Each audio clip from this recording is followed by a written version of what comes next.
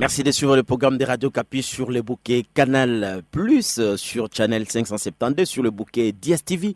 Vous êtes également nombreux à nous suivre sur www.radiookapi.net. N'oubliez pas ceux qui nous suivent sur la bande FM. Bienvenue à vous qui venez à peine de nous prendre en cours des diffusions.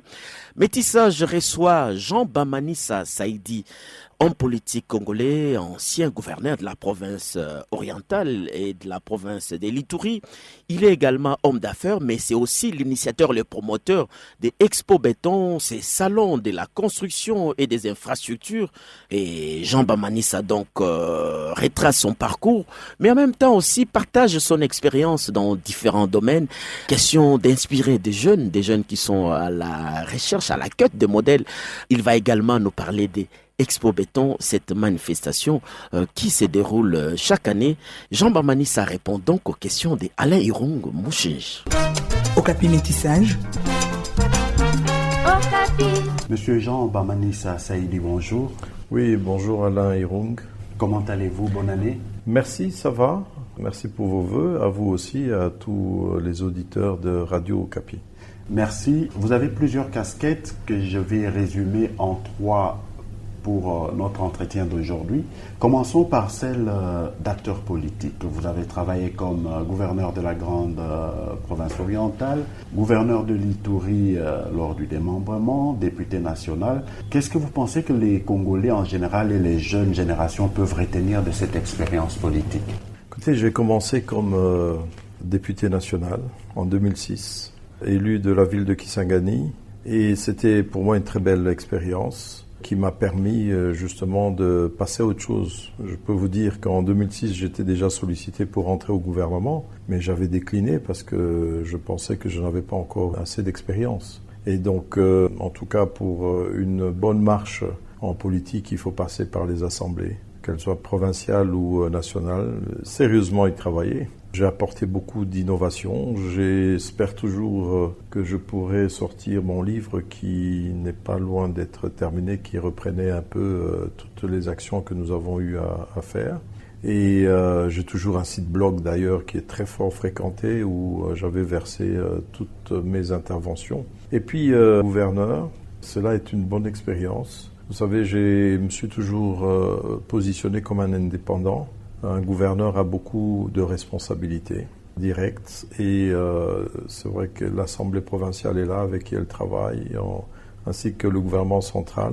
Bonne expérience sur la province orientale qui a été démembrée en 2015, malheureusement avec beaucoup d'impréparation, ce qui m'a poussé à revenir sur l'Ituri en 2018-19 et essayer de terminer certains programmes que nous n'avions pas, mais encore là, je n'ai pas pu travailler les 2 dernières années sur l'Ituri. Là, c'était vraiment assez regrettable que je n'ai pas pu fournir ce dont je suis capable. L'Assemblée provinciale, les groupes armés, les milices nous ont empêchés et empêchent toujours l'Ituri de vivre normalement jusqu'à ce jour. Alors, il y a plusieurs provinces qui ont vécu la même expérience que la vôtre, où il y a un tiraillement, une cohabitation très difficile entre le gouvernement provincial et l'Assemblée provinciale. Qu'est-ce que vous pouvez dire à ce sujet-là? Mais écoutez, en 2006, par exemple, les choses n'étaient pas tout à fait celles-là. Mais après les assemblées qui ont suivi, les législatures qui ont suivi, 2011 et puis 2018, c'était beaucoup plus catastrophique. Je crois qu'il faut repenser un peu le sens citoyen, le sens responsable de l'homme politique au sein des assemblées. Vous savez, quand un député provincial doit arrêter de croire qu'il est le faiseur du roi, c'est vrai que le gouverneur n'est pas le roi non plus, mais il faut pouvoir travailler, arriver à des résultats. On fait un programme, il est présenté auprès de l'Assemblée, mais il faut se soutenir pour y arriver. Mais quand il y a ce que j'appelle les sorciers du village, qui sont les acteurs politiques aujourd'hui qui usent de leur influence pour pouvoir baisser toujours tout vers le bas, on n'arrive à rien faire. Le problème, c'est que tout le monde se plaint, et on se plaint parce qu'il y a beaucoup qui ne font pas leur travail.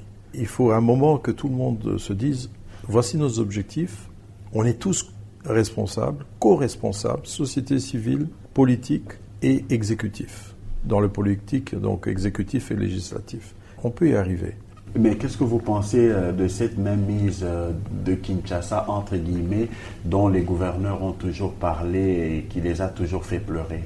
Je vous dis qu'aujourd'hui, être gouverneur, ce n'est pas un cadeau. Parce que j'ai vu comment la décentralisation est en train de reculer. Il y a effectivement la mainmise de Kinshasa. On bouge l'un ou l'autre quand il le faut, ou on maintient l'un ou l'autre s'il le faut. Et puis la décentralisation recule. Les provinces n'ont pas les moyens de leur politique. On fait un programme, on fait un budget. On oublie toujours qu'un budget, ce sont des chiffres, mais il faut voir la réalité, comment les atteindre. Et on n'a pas les moyens. La province orientale, par exemple, où j'étais, j'ai tourné à peu près à l'époque à $900 000 par mois de rétrocession. La province de l'Ituri, ça c'était plus catastrophique. J'ai tourné à $95 000 par mois de rétrocession pendant 2 ans. Comment voulez-vous faire face au développement et à l'insécurité avec si peu de moyens? Et alors quand on trouve des moyens sur place, tous les yeux sont dessus. Ou bien quand il y a un appui qui arrive de Kinshasa, tout le monde est dessus. Par exemple, le 95 000, c'est une moyenne. Mais en une fois, par exemple, j'ai reçu 1 million. En tout cas, du chef de l'État qui avait entendu mes cris. Mais j'ai eu l'Assemblée nationale sur ma tête, j'ai eu les députés sur ma tête. Ils voulaient qu'on consomme tout. Lors du passage du chef de l'État à Bunia en juin 2019, avec le directeur de cabinet adjoint de la présidence, $850 000 ont été mis à notre disposition pour les besoins humanitaires et nous avons travaillé avec le Caritas. Mais je peux vous assurer, c'était horrible de voir comment les députés croyaient qu'on allait tous consommer ça. Mais Caritas l'a dépensé en 6 mois, rationnellement. Je lui donnais, il justifiait, je le donnais. Et les 850 sont allés. Mais les gens ont écrit. Ils ont même porté plainte contre moi pour détournement. Tandis que c'était tout simplement bien géré. On doit oublier que le politique, c'est pour gagner de l'argent, et gagner de l'argent sur le dos de la population ou alors du trésor. La politique, c'est aller servir le citoyen, c'est servir son pays. Et c'est pour ça qu'effectivement, il ne faut pas élire des personnes qui sont éblouies, omnibulées par l'argent. S'ils n'ont jamais géré $100 000, vous lui donnez un budget de $10 millions, vous savez, ça risque d'être difficile. Je me demandais d'ailleurs la semaine dernière en rigolant avec quelqu'un, je demande mais bon Dieu, faut-il finalement avoir des abbés dans les organes politiques? Pour qu'il y ait la bonne gestion. Peut-être.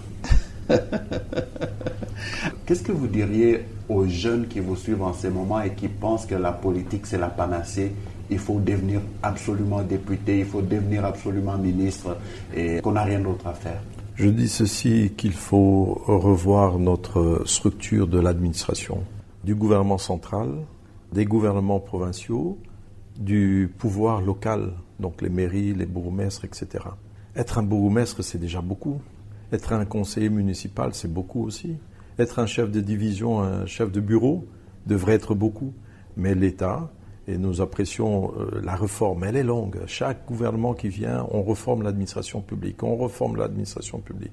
On a l'ENA, l'École nationale de l'administration, qui doit former. Les chefs d'État dans beaucoup de pays passent par là. On doit former, ainsi que les écoles de finances publiques, etc. Vous savez, quand vous travaillez en politique, allez voir un administratif dans un pays développé, je dirais. Vous venez avec vos documents, vos dossiers, il vous le traite, il vous dit au revoir. Il touche 900 € en Belgique, en France, mais il en est content et il vit avec. Mais ici, chez nous, on a l'impression que l'administration fait des calculs sur les dossiers, sur les personnes. On doit remettre de l'ordre pour qu'il y ait de l'intelligence. Cette jeunesse qui est en train d'arriver, qu'elle puisse accepter, c'est ce que j'ai souvent dit, les pionniers. Ils doivent être des pionniers. Des pionniers, c'est ceux qui se sacrifient. L'État doit mettre des conditions correctes. C'est le logement, le transport, l'accès aux soins de santé, à l'éducation pour leurs enfants. Une fois que cette prise en charge est faite, il y a un minimum qui peut être donné et ils doivent accéder aussi à des prix, vous savez, pour l'armée, la police, l'administration. Ils doivent accéder aux prix du marché beaucoup plus inférieurs que les grandes surfaces qui sont chères. En Afrique du Sud, moi j'étais dans les années 80 quand j'allais, je voyais, on allait dans les supermarchés avec même les employés de maison qui touchaient $200 par mois. Mais c'est parce que les prix sont bas. Aujourd'hui, on a vraiment des prix très hauts. produits alimentaires. Donc ceux qui rentrent dans l'administration, dans la police, dans l'armée, ils doivent accepter de se sacrifier, travailler pour la nation, mais l'État doit leur donner les conditions qu'il faut. Et il n'y a pas que la politique. Il n'y a pas que la politique. La politique, mon Dieu, si on y rentre, si moi je suis entré, s'il y a beaucoup d'autres qui entrent, c'est parce que nous avons la ferme détermination de vouloir changer les choses. Terminons la première partie avec l'aspect sécuritaire. Vous avez évoqué les groupes armés qui vous ont empêché de travailler dans votre précédente intervention, mais on sait qu'aujourd'hui, la Grande Orientale se débat toujours tant bien que mal avec l'insécurité causée par les ADF, les Mororo, Codeco, Zaïre et d'autres groupes. Il y a un grand débat en ce moment autour de l'état de siège qu'il faut maintenir ou qu'il faut supprimer. Quel est votre avis ? On ne va pas refaire l'histoire parce qu'on n'a pas assez de temps, mais aujourd'hui vous parlez d'une situation d'état de siège. Je vous demande seulement de revenir aussi il y a 40 ans. Pourquoi on a eu ces entrées des groupes mystico-religieux venant d'Ouganda dans le Rwenzori et dans la partie nord avec les LRA. Qu'est-ce qu'ils ont fait ? Ils se sont installés, ils ont corrompu tout le système de l'État. Et comme on n'avait pas une gestion de proximité, le pouvoir central était ici. Quand vous regardez l'Est à 2000 km, le Nord avec ses milliers de kilomètres de frontières, Nord, Sud, Centrafrique, Soudan, Ouganda a eu beaucoup de problèmes avant de se stabiliser, Rwanda, etc., Burundi, l'Angola est de même, beaucoup de problèmes qui nous ont impactés et qui nous ont fragilisés. Parce que nous n'avions pas une administration et nous n'avons pas mis cette administration en place et cette sécurité. Parce qu'aujourd'hui, moi, ça c'était vraiment dans mes programmes, je ne veux pas vous étaler tout ce programme ici, mais pendant l'état des sièges, j'aurais tant aimé, parce que c'était dans le programme, qu'on construise des camps militaires qui soient véritablement des camps, des cités avec tous les équipements qu'il faut, tant pour les civils que pour, les membres de famille, des militaires, etc., que pour les autres équipements de guerre, etc. Mais aujourd'hui, notre armée est éparpillée dans la cité. Elle ne peut pas se battre. Et vous entendez, il y a beaucoup de cris lorsqu'on va dans cette partie de l'Est où, au lieu que nos militaires se retrouvent dans un camp, sachant combien de munitions il a le matin, combien le soir, combien d'armes, ils se retrouvent plutôt à protéger des opérations illicites qui sont dans l'exploitation de ressources naturelles, des minerais, de bois, de café, etc., de cacao, etc. Donc un gros problème qui demande un véritable programme sur au moins un minimum de 10 ans. Un minimum de 10 ans où il faut aussi, en même temps que nous reformons notre armée, il faut en même temps que nous consolidions l'administration de nos provinces. Parce que comment vous voulez faire face, l'Ituri, le Nord Kivu, faire face à 2 États en face d'eux, s'ils ne sont que des administrations de province. Donc nous devons repenser à cette structuration qui doit la rendre plus forte. Et nous devons penser aussi aux investissements de l'État. Et c'est ce que nous avions comme programme. La Banque mondiale commençait à nous suivre jusqu'à l'état de siège. Les 250 premiers millions de dollars que nous devions gérer pour les infrastructures sont, je crois, en train d'aller vers le programme de désarmement, de réinsertion. Mais il faut absolument que nous puissions investir. L'Est peut avoir de l'influence. Comme le Katanga a de l'influence, l'Est peut avoir des influences. A besoin d'infrastructures routières, des aéroports, d'électricité, d'eau, d'universités, de centres de santé, parce qu'il y a un déséquilibre qui est né aujourd'hui depuis 2004-2005, lorsqu'on a dit oui pour équilibrer les pays qui nous avaient envahis et nous devons leur donner nos matières premières pour qu'ils les transforment, qu'ils l'exportent. C'était ça la communauté internationale. Je l'ai dit devant la communauté internationale, à Washington et ici, j'ai dit, messieurs, maintenant, ce programme doit s'arrêter parce qu'il nous a déséquilibrés. Nous, notre partie de l'Est est devenue plus pauvre, plus dépendante et les autres pays ont remonté leur niveau. Donc, nous devons nous transformer nos matières premières chez nous et nous avons besoin pour cela d'investissements dans l'électricité, dans les infrastructures routières, d'une bonne fiscalité parce qu'aujourd'hui, eux, ils ont une fiscalité faible. L'or, quand il arrive en Ouganda ou au Rwanda, ils payent 0%, 0,5% pour être exporté.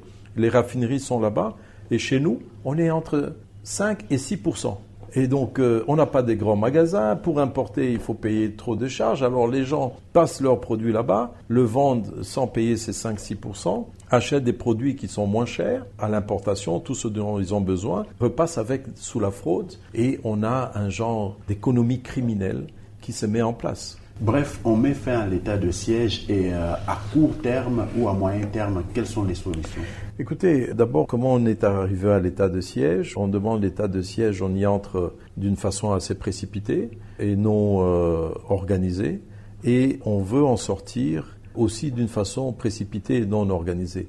Je suis très surpris d'entendre chaque fois qu'on dit « oui, il faut arrêter l'état de siège ». Mais je n'ai pas encore entendu des décideurs, et je discute avec beaucoup, de nous donner la feuille de route de l'après-état de siège. Tant qu'il n'y a pas de feuille de route de l'après-état de siège, mais on va où? Donc on doit l'établir. Et ça, c'est le Parlement. On rentre dans un état de siège avec une loi et son cahier de charges. On en sort avec une loi et les objectifs qui ont été atteints et ce qui doit continuer à être fait, tant par le secteur public que par les services de sécurité. Effectivement, aujourd'hui, on retrouve les hauts officiers en train de gérer l'administration, le problème, etc. Ce sont des personnes, des hommes, etc. Mais bon, il y a une nette différence entre la gestion administrative décentralisée et une gestion militaire. On ne peut pas les mélanger. Alors parlons de votre deuxième casquette qui, je l'ai constaté, vous a rattrapé tout au long de cet entretien depuis qu'on l'a commencé, celle d'opérateur économique. Vous disiez tantôt que le climat des affaires n'était pas toujours satisfaisant.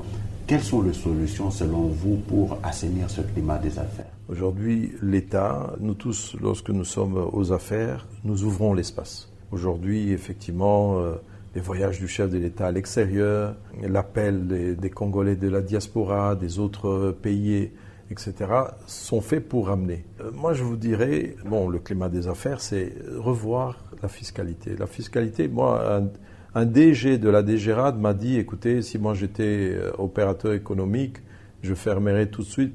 Et je peux vous le dire, en 2003-2004, j'étais administrateur délégué de la FEC. On avait pris un accord avec la DGRAD. On appelait ça mettre un peu en veilleuse certaines taxes. Parce que si on devrait déjà les appliquer toutes à l'époque, les entreprises fermeraient. Donc, on doit avoir une fiscalité qui pousse les gens à déclarer ce qu'ils font, à déclarer leurs bénéfices, leurs impôts, etc., à payer ce qu'il faut, que de pousser les gens à tricher dans les comptes, etc. Première chose. Mais la deuxième chose, c'est que la RDC est un pays d'opportunités. Et il y a beaucoup d'opportunités qui existent. La population est en train de grandir, il faut lui donner les moyens. Et je crois que la politique aujourd'hui est celle justement de donner les revenus, de bien éparpiller les revenus. Parce que, vous savez, si la vie est trop chère, il y a une façon que le gouvernement donne aussi les revenus de l'État à la population à travers la prise en charge, santé, éducation, etc., comme se fait, pour qu'elle puisse dépenser sur le marché. Et donc, il faut absolument que nous puissions avoir des investissements à l'intérieur du pays. Il y a beaucoup d'initiatives qui sont prises par le gouvernement actuel. La sous-traitance. Mais la sous-traitance, ce n'est pas une gratuité. Ça ne doit pas ressembler à la zaïanisation où on a juste un Congolais devant qui, lui, ouvre et impose d'avoir un contrat. Non, il doit travailler. Il doit travailler, il doit être dans une entreprise, il doit être actionnaire, mais pas une genre de ticket de gratuité. Donc ça, il faut qu'on fasse attention. On doit apprendre à nos jeunes aujourd'hui qui sont ambitieux d'avoir des entreprises vraiment qui fonctionnent. Et puis, on doit aller dans des secteurs. Moi, je parle du secteur du bâtiment, par exemple. On dit que quand le bâtiment va, tout va. Je donne un exemple simple. Aujourd'hui, les cimenteries qu'il y a dans la partie ouest, aujourd'hui, il y en a au sud aussi. Il y en a déjà une autre académie qui va bientôt démarrer, ont assez de production pour combler le besoin. Mais nous travaillons en dessous de 40% de capacité. Et donc, si un programme du bâtiment pourrait être fait en défiscalisant les matériaux de construction, en les rendant moins chers, parce qu'ici, nous sommes à $1 200 le mètre carré à la construction. Mais au Mali, en Ouganda, au Kenya, en Afrique du Sud, on est entre $300 et $400 le mètre carré, des beaux bâtiments. Donc, le bâtiment, il donne de l'emploi. Si on a un programme dans le secteur du bâtiment, Donc c'est pour ça, Expo Béton, on parle de nouvelles villes, de développement de villes. Vous voyez comment on est serré aujourd'hui, on ne sait pas se mouvoir, les embouteillages, on doit construire de nouvelles villes. Et la population est là, il faut lui apprendre le travail, il faut la mettre au travail, laisser les personnes investir. C'est même pas l'État qui va investir dans le bâtiment. L'État investit seulement sur les routes, le VRD, la voirie, les réseaux de drainage, eau et électricité. Votre troisième casquette, vous en parliez déjà, Jean Bamanissa Saïdi, celle d'initiateur de Expo Béton RDC, qui est le salon de la construction et des infrastructures de la RDC, du 30 novembre au 3 décembre 2022 au Musée national de Kinshasa. Vous avez organisé la 6e édition de Expo Béton. Quelles ont été les grandes recommandations ? L'année d'avant, cette année, nous avons eu, en novembre de l'année dernière, on a eu le privilège d'avoir le chef de l'État qui soit venu pour lancer les travaux. Et nous avons eu l'occasion de lui dire qu'il y a un dossier vraiment qui doit être résolu, c'est celui du statut de Kinshasa. La Constitution a écrit qu'il y a 25 provinces plus la ville de Kinshasa. Et puis la ville de Kinshasa est le siège des institutions. Et puis elle est la capitale. Et puis elle a un statut de ville. En fait, Kinshasa, c'est quoi ? C'est une mégalopole qui n'est pas gouvernée. Parce que le gouvernement central le gère et le gouvernement provincial le gère.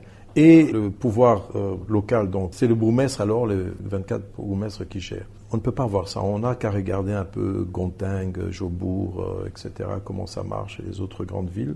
Et nous avons dit que nous devons revoir le statut absolument pour le rendre. Moi, je vous dis, aujourd'hui, on me donnerait Kinshasa, je ne prendrais pas. Parce que ce n'est pas assis sur des bases où vous pouvez travailler correctement. Pour faciliter un développement. Il est mis à la disposition des gouverneurs. Dans nos provinces, surtout, c'est beaucoup plus facile. Toute l'administration publique, l'administration déconcentrée. Donc les chefs de division, chefs de bureau, etc. Et nous les avons en province, et c'est pas toujours très facile pour eux de travailler avec nos ministres provinciaux.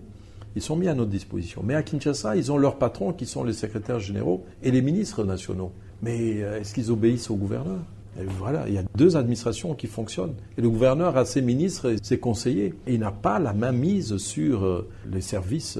Et la dernière fois, le gouverneur ici de la ville l'a dit, que lui, il est tout à fait en dehors de tout ce qui est foncier. Pourtant, la Constitution, elle est claire. Tout ce qui est foncier, c'est la province. L'aménagement du territoire, c'est la province. Donc, toutes ces questions méritent d'être revues. Et nous avons donc parlé encore de Kinshasa avec les sénateurs. Et nous avons eu l'agréable collaboration avec le Sénat et le caucus des sénateurs de Kinshasa qui ont fait une réflexion sur un master plan. Qu'est-ce que devait être Kinshasa d'ici l'horizon 2036. Donc, et nous on l'a dit aussi 2050-36. Mais il faut un schéma clair. Qu'est-ce qu'on doit faire ? Des routes. Et donc, nous, par exemple, à Expo Béton, nous arrivons à cette conclusion. Il faut revoir la composition de Kinshasa. Elle doit redevenir une province, avec un gouverneur comme les autres gouverneurs des autres provinces, parce qu'il n'en est pas un, il a juste ces statuts-là. Et deux, il doit avoir des villes. Kinshasa peut être subdivisé en minimum 4 villes, mais sinon on peut aller à 6 villes si on doit développer vraiment Maluku, qui est une très très grande commune. Et puis, on pourrait laisser la partie nord de la ville, qui est peut-être à redessiner, Gombe, un peu de limiter, là où se trouvent les institutions, avec le palais du peuple, l'OUA, etc. Là, ça serait la ville où on pourra superposer l'administration nationale et l'administration provinciale. Alors pour terminer complètement cette émission, Jean Bamanissa Saïdi, la CENI a lancé l'opération d'enrôlement et d'identification des électeurs. Quel conseil donneriez-vous à la CENI pour terminer, pour améliorer cette opération ? Lors de l'adoption de la loi électorale 2007-8, je pense, à l'Assemblée, j'étais député. Je suis revenu beaucoup sur certaines questions. Il est temps, plus que temps, de mettre en place l'état civil. Avec tout ce qu'on a dépensé pour acheter les machines à enrôler ou bien pour faire les enrôlements sur papier, les déploiements, etc., qui vont près d'$1 milliard sur les 4 cycles, nous auraient permis de construire des bureaux de chefferie. D'ailleurs, ils ont, chez moi, province orientale, beaucoup en ont construit avec une taxe que Je leur ai facilité la levée, c'était l'IPM, l'impôt personnel minimum. Et si nous mettons en place l'état civil, nous allons octroyer des cartes d'électeurs et nous allons donner des bouts de papier en A4 coupés avec un code pour aller voter. Là. Cette histoire de carte d'enrôlement, là, franchement, soyons un peu sérieux pour ne pas revenir encore là-dessus, comme si c'était ça notre carte d'identité. Mettons les cartes d'identité et les fiches d'enrôlement ou les coupons d'enrôlement, on pourra les imprimer sur du A4. Voilà, pour moi, cette carte-là n'est pas un sujet de discussion, sinon c'est malheureusement ce que nous avons pour pouvoir nous identifier et aller aux élections. Mais ce n'est pas satisfaisant. On doit vraiment faire un bon choix, la méritocratie. On doit faire un bon choix de ceux qui doivent nous gouverner. Et donc, allons nombreux nous enrôler. Ce que je peux dire aussi, c'est que nous devons le faire dans la parfaite union, parfaite entente. C'est comme si c'était le seul objectif dans notre pays, c'est tous les 5 ans, on doit aller aux élections. Mais ailleurs, ce n'est pas c'est le plus important. Le plus important, c'est comment on fabrique le pain et à combien il va coûter. Hein, à quel prix on va manger le maïs. Je venais de Kisangani, j'ai vu des sacs de maïs à $140. N'est-ce pas? Donc l'élevage est devenu impossible. Vous ne pouvez plus faire d'élevage à ce prix-là. Si votre maïs vous coûte $140, ça fait $1 400 la tonne. C'est inimaginable. Donc c'est ça les choses les plus importantes. La politique, c'est vrai qu'elle doit nous aider à assainir notre pays. Allons en toute quiétude, dans la paix du cœur. J'invite à ce que tous les acteurs politiques des grandes zones, nous avons les grandes zones, c'est la Grande Orientale, le Grand Équateur, le Grand Kivu, le Grand Katanga, le Grand Kasaï, le Grand Kinshasa. Voici les compositions de notre pays. Allons avec les différents acteurs de ces compositions ensemble dans une entente vers les élections que de s'entre-déchirer. Ça ne va rien nous apporter. Dans la paix et dans l'unité. Tout à fait. Jean Bamanissa Saïdi, je rappelle que vous êtes ancien gouverneur de la grande province orientale, gouverneur de l'Ituri, député national et opérateur économique. Merci. C'est moi qui vous remercie.